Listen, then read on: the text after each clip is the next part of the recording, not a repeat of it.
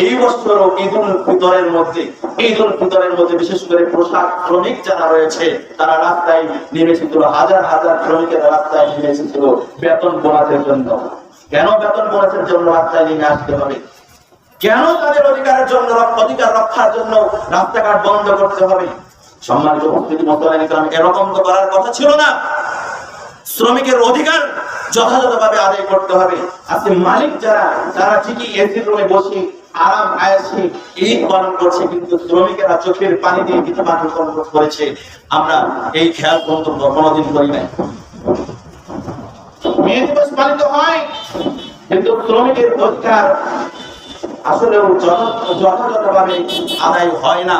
কিন্তু সম্মানিত উপস্থিতি মুসলিম, শ্রমিকের অধিকার কে দিয়েছেন? ইসলাম শ্রমিকের অধিকার দিয়েছেন।